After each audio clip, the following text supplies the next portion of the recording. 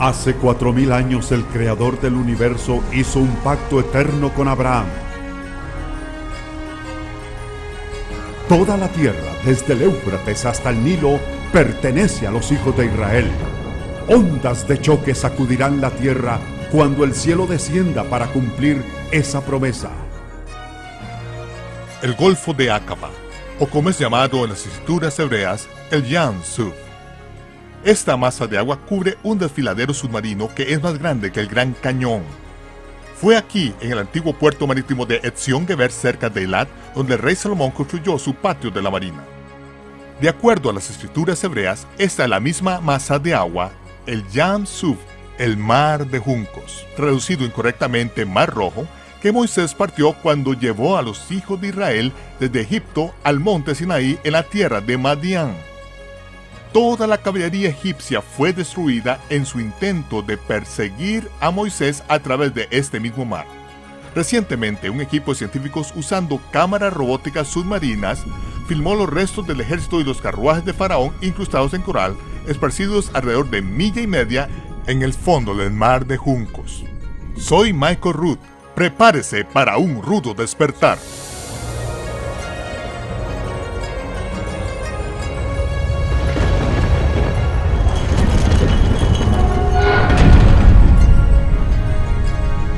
Prepárese para un rudo despertar. Con ustedes, Michael Root.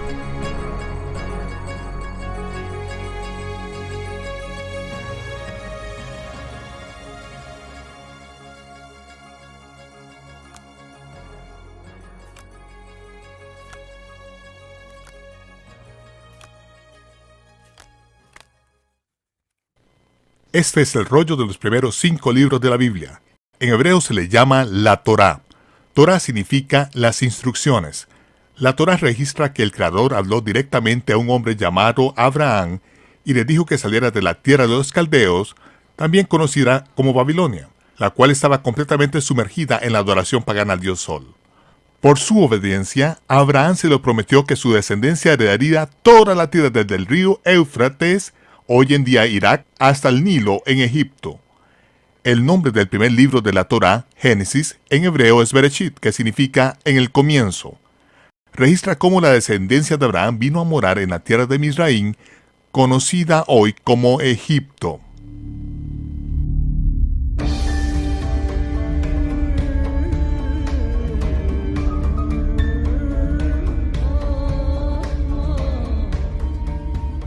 Joseph, uno de los 12 hijos de Jacob, el nieto de Abraham, tuvo 2 sueños proféticos que causaron gran resentimiento entre sus hermanos. Con la intención de matarlo al principio, en vez de eso sus hermanos lo vendieron como un esclavo a mercaderes madianitas que a la vez vendieron a Joseph a los egipcios. Después de muchos años, Joseph fue citado ante el trono de Egipto a interpretar un sueño muy preocupante de Faraón. La interpretación de Joseph indicó que habría 7 años de abundancia en Egipto, seguido de 7 años de hambruna mundial. Faraón nombró a Joseph primer ministro de Egipto y lo puso a cargo de la adquisición y almacenamiento de provisiones durante los años de abundancia. Joseph, llamado Imhotep por los egipcios, construyó el enorme almacenamiento de grano y centro de distribución Saqqara.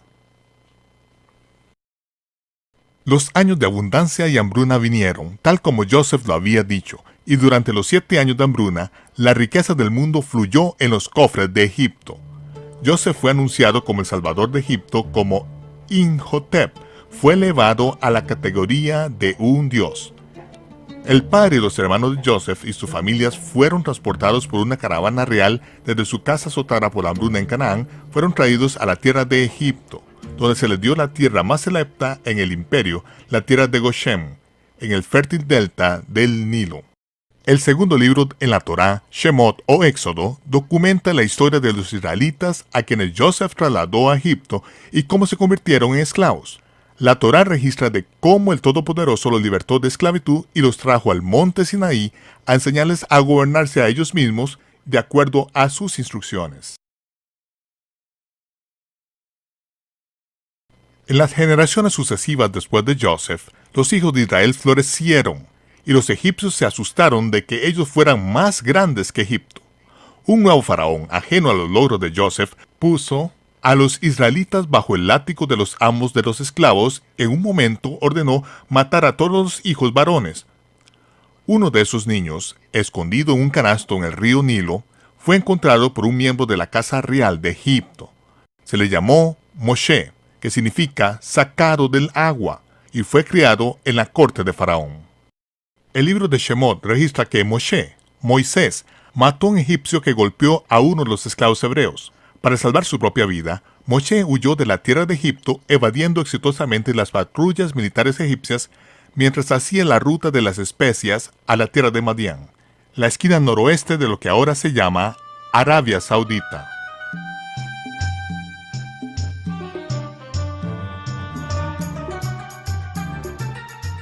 Moisés se convirtió en un pastor en la tierra de Madián, cuidando los rebaños de Yetro, el sacerdote de Madián.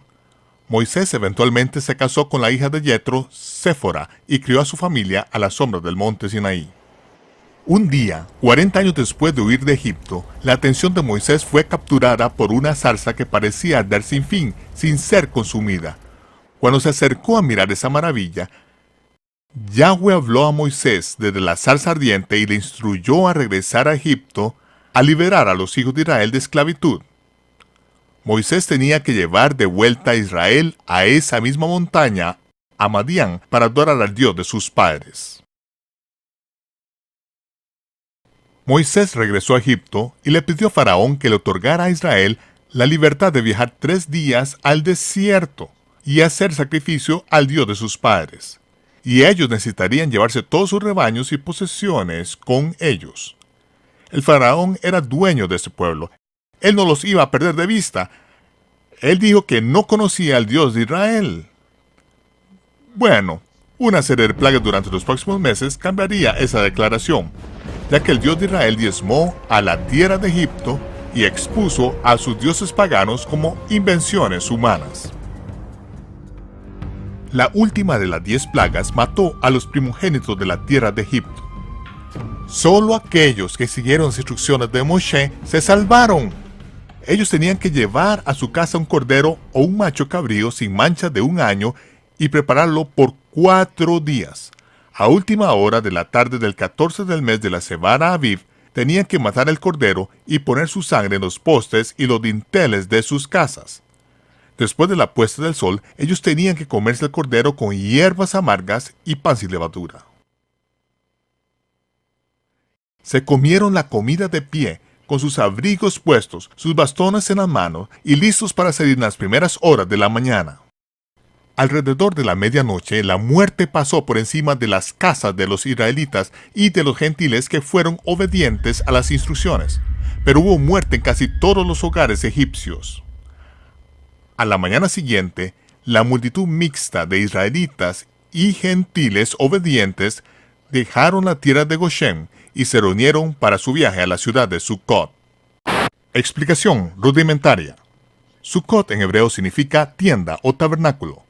La ciudad de Sucot o ciudad de tiendas probablemente se refiere a las grandes llanuras adyacentes a Sacra, el centro de distribución de granos de Joseph. A los mercaderes de visitantes no se les permitía permanecer durante la hambruna en la tierra de Egipto. Ellos tenían que continuar acampando en sus tiendas de desierto, portátiles o sukkot durante su breve estancia. Esa ciudad de tiendas se conoció por los hebreos como Sucot. Hubiera sido un punto de referencia muy conocido por el pueblo, con una gran llanura para reunirse y su última parada para recoger los huesos de Joseph en la pirámide escalonada de Sacra, donde fue sepultado, cumpliendo así con su juramento hecho a Joseph 400 años antes de que cuando Elohim los visite, seguramente llevarán mis huesos de este lugar. El camino del éxodo de Israel siguió la ruta comercial establecida a Madián, que cruzó el área de los lagos amargos seguido de la costa oriental del Golfo de Suez, y luego se corta de un puerto de montaña directamente en el corazón del desierto de Sin. Cuando Israel huyó de Faraón, viajaron de día y de noche. Fueron protegidos del calor del sol del desierto por una nube en el día y eran calentados por una columna de fuego durante la noche. Faraón fue informado por los centinelas a lo largo de la ruta comercial que Israel había huido. Él sabía que habían dejado la tierra de Goshen, pero los 3 días que él había permitido que viajaran había expirado y simplemente siguieron su camino. y era obvio para Faraón que no tenían intención de regresar a construir sus ciudades de tesoro. Faraón ordenó un asalto montado con la esperanza de alcanzar a Israel antes de que se escaparan a la tierra de Madián. En lo que Faraón se acercaba por detrás, Israel tuvo problemas en su frente oriental. Los filisteos controlaban la ruta comercial del territorio norte del Yan Suf. El pueblo estaba demasiado cansado para enfrentar a los filisteos en batalla, así que Yahweh le dijo a Moshe: gira y acampa junto al mar en Pihahirot. Faraón dirá: los hijos de Israel están atrapados en la tierra. A medida que Israel se dirigía al sur cerca de Tan, entraron en el laberinto de torsión de un lecho seco del río conocido como Wadi Watir. Las montañas formaban paredes de miles de pies a cada lado del camino. Estaban literalmente atrapados en la tierra. No había manera de salir hasta que llegaran a Pihahirot, que significa la boca de los cañones, a la orilla del Yan Suf. Mientras Faraón se acercaba a esta ruta muy familiar para el puesto militar de Migdol, él sabía que tenía a Israel acorralada. Israel logró llegar a la playa, a lo que ahora se llama Nueva, y acamparon allí. Entonces escucharon el estruendo de los carruajes provenientes de la quebrada de la cual acababan de pasar. Al sur, a las montañas, se encontraba con el mar chocante, era intransitable. Al norte, el puesto de avanzada militar egipcio de Migdol hacía imposible retroceder hasta la costa. A su frente, Baal Zephón, en la tierra de Madián, que se establece a lo largo de 8 millas de agua, y la caballería egipcia estaba ahora a su puerta trasera. Como el faraón dio la orden de ataque, una bola de fuego del cielo separó el ejército de Faraón del campamento de Israel. Durante la noche, la columna de fuego mantuvo el ejército de Faraón en la bahía mientras que un fuerte viento rasgaba los cielos. A primera luz de la mañana, Israel se despertó con un camino de tierra seca que condujo por en medio del mar. Apenas a 100 metros del litoral, el fondo del mar desciende bruscamente en un abismo de 5.000 pies de profundidad bajo el agua, cerca de 1 milla en línea directa. Esta es la Gran Incisión, una fractura en la corteza terrestre que se inicia en el Mar Muerto y continúa por 3.000 millas en el continente africano. Si se quitara el agua, seguiría siendo imposible cruzar este abismo que es tan ancho y profundo como el Gran Cañón en Arizona. Pero al sur de aquí, en la playa donde Israel acampó, un puente de tierra bajo el agua se inclina suavemente a un ángulo de 6 grados que se nivela alrededor de 900 pies y luego aumenta gradualmente para satisfacer la costa occidental de Madián. Durante la Guerra de los 6 días en 1967, Israel capturó esta tierra en dirección al río Nilo, tal como fue prometido a Abraham. El cuerpo de ingenieros del ejército israelí estaba construyendo esta ruta para ayudar a patrullar sus tierras recién adquiridas cuando un arqueólogo aficionado de Estados Unidos, Ron Eldon Wyatt, encontró esta columna repleta de agua en la orilla. No había inscripciones legibles, y no se sabía cuántos siglos se había estado erosionando en la playa. Pero esta gran columna era inequívocamente fenicia en su estructura, que data de la época del rey Salomón, quien construyó su patio de la marina en este cuerpo de agua a unas 40 millas al norte de Nueva. Los ingenieros del ejército trajeron una gran grúa y pusieron esta columna con concreto de vuelta a la orilla del agua.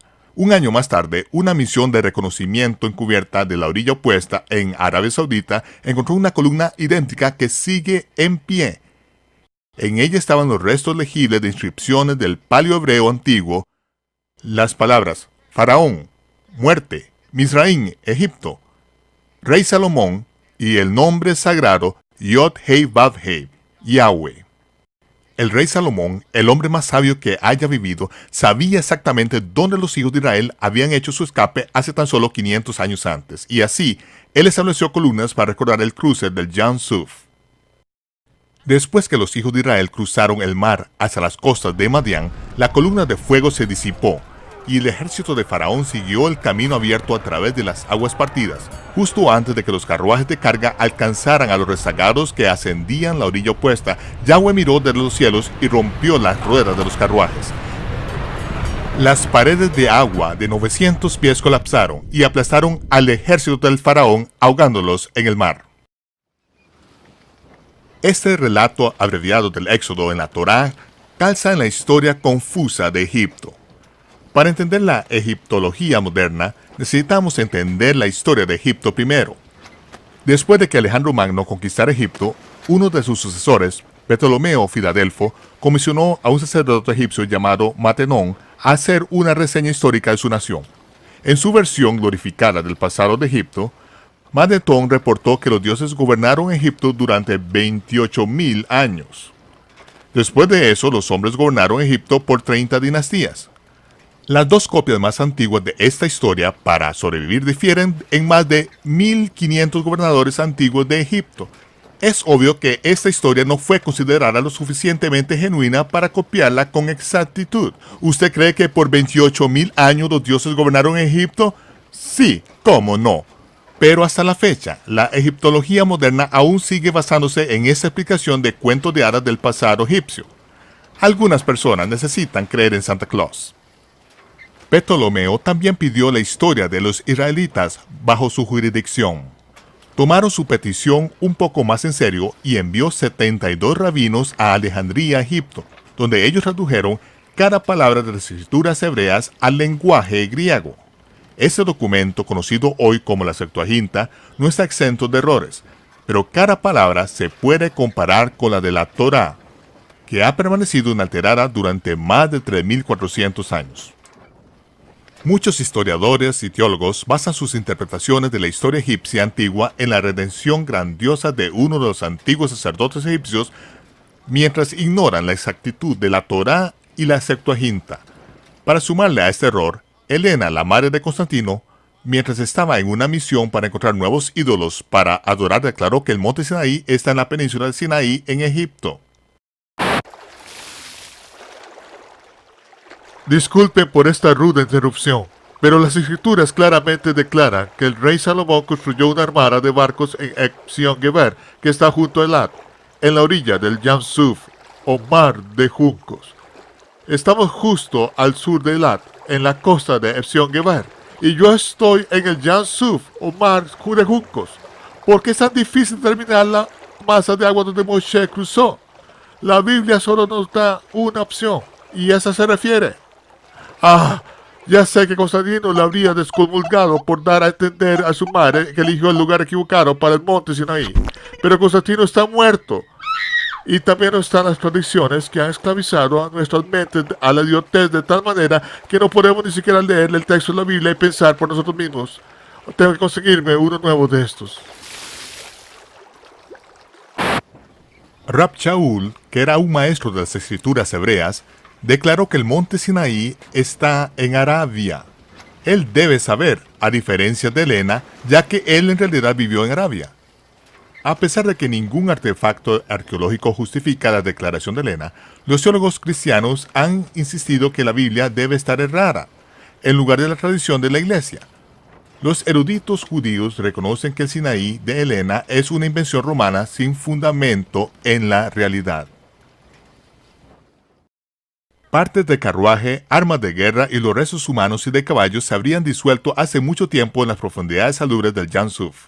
No esperaríamos encontrar ningún vestigio de las ruinas del campo de batalla del ejército de Faraón después de 3.400 años en el mar, a menos que hubiera una manera natural que los artefactos se conservaran en entorno de agua salada. El coral no comienza a nacer en la arena o limo. Son organismos vivos que deben tener un objeto sobre el cual se adhieren y nutrientes con los cuales crecer. Una característica única del coral de agua salada le permite adherirse a un artefacto sumergido, a derivar nutrientes del objeto en descomposición y a crecer de tal manera que se adhieren sobre la forma del propio artefacto. A falta de la alimentación continua, el coral muere y deja formado un depósito mineral único.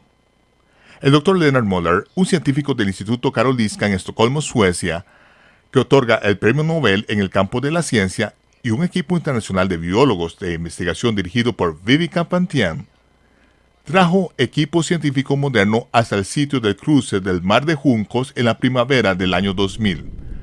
Muller y Pantian se mostraron escépticos al principio, pero se interesaron en el proyecto después de ver la evidencia de una exploración previa del sitio. Lo que encontraron esparcido en el fondo del Mar de Juncos ha sacudido a la comunidad religiosa y científica. Cámaras montadas en submarinos de control remoto revelaron partes de carruajes incrustadas en coral, restos humanos y de caballos esparcidos en el campo de batalla en el fondo del Mar de Juncos. ángulos de 90 grados rara vez se presentan en la naturaleza, pero aquí, en el puente de tierra bajo el agua, un gran número de extrañas formaciones de coral presentan las características de las cabinas de los carruajes, las ruedas de los carruajes de 1 metro de diámetro adheridas a los ejes rotos y cientos de artefactos de coral en el que altos niveles de hierro aún pueden ser detectados por los magnetómetros. Prueba científica de que este coral se ha adherido a sí mismo a los artefactos metálicos que dan a luz a este depósito de chatarra bajo el agua. Numerosos artefactos circulares, evidenciando una circunferencia de hierro, están dispersos de manera aleatoria en el campo de batalla bajo el agua. Miden aproximadamente 1 metro de diámetro, las mismas dimensiones de las ruedas de los carruajes encontrados en la tumba de Tutankamón. Algunas están reposando en el lecho marino cerca de lo que parecía ser cabinas de carruajes solitarios, otros están adheridas a ejes rotos y otros de pie en una base de coral circular de 1 metro con un eje vertical del mismo ancho de un carruaje egipcio y están coronadas con otros círculos de coral de 1 metro de diámetro. Incluso un principiante puede ver fácilmente que no se trata de formaciones de coral natural. Después de que Israel devolvió el Sinaí a Egipto en 1982, una rueda de carruaje de 8 rayos fue removida del fondo del mar y llevado a Cairo para ser examinado. El director del Departamento de Antigüedades de Egipto, Nasif Mohamed Hassan, inmediatamente identificó el artefacto como una rueda de carruaje del 18ª dinastía, una equivalencia idéntica a las ruedas del carro de conservados en la tumba de Tutankamón. Parte de los carruajes de la 18ª dinastía en el fondo del Mar de Juncos encajan perfectamente en las inscripciones en el santuario de granito de El Arish en la década de 1860. Las inscripciones indican que el faraón Tom desapareció en un remolino en Pihahirot en una batalla contra un dios. Pihahirot es el mismo lugar que las escrituras hebreas reportan la desaparición de Faraón.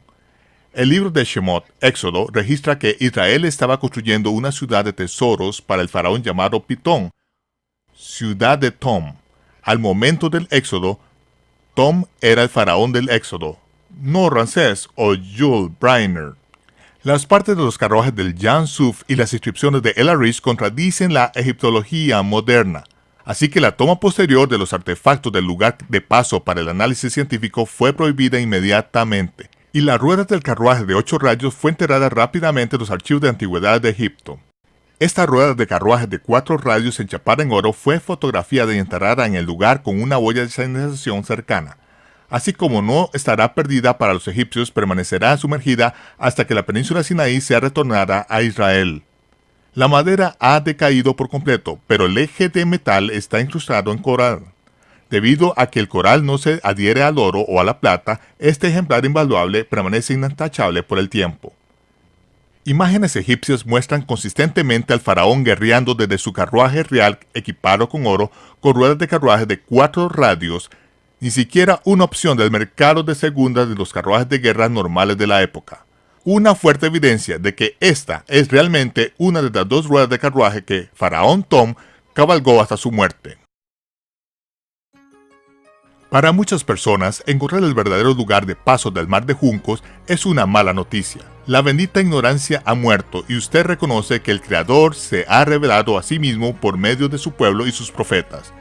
Pero esto es una buena noticia para aquellos que verdaderamente creen en el Dios de Israel y obedecen sus mandamientos. Aquí, en el fondo del Jan Suf, reposa la evidencia de que el Creador ha actuado en el nombre de su pueblo en el pasado. Prueba de que usted puede contar con su promesa de que en los últimos días Él llevará a cabo un milagro que hará que la partición del Mar de Juncos sea algo pequeño en comparación.